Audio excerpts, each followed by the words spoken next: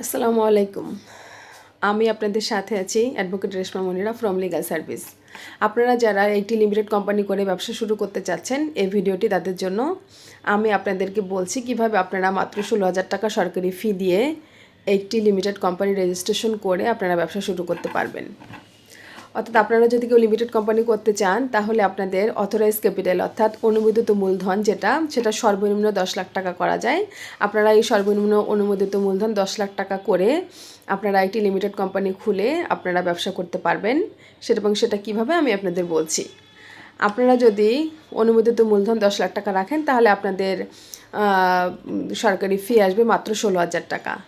আর আপনারা এই আরজেসিতে অর্থাৎ register joint stock companies and ফার্মসে আপনারা এই 16,000 টাকা সরকারি ফি জমা দেবেন এবং সাথে আপনাদের কোম্পানির নামটি দেবেন এবং কোম্পানির ড্রাফট মেমোরান্ডাম দেবেন এবং সাথে আরও প্রয়োজনীয় কাগজপত্র ফাইল আকারে আরজেসির ওয়েবসাইটে অনলাইনে আপনারা জমা করবেন আবেদনের মাধ্যমে।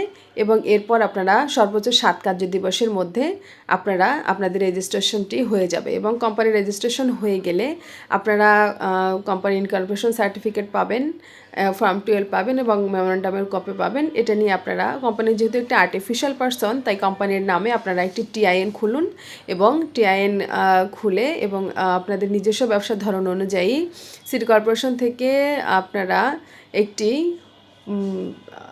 ট্রেড লাইসেন্স নিন এবং ট্রেড লাইসেন্স নেওয়ার পরে আপনারা আপনাদের ব্যবসাটি আপনারা চালু করতে পারবেন। ধন্যবাদ।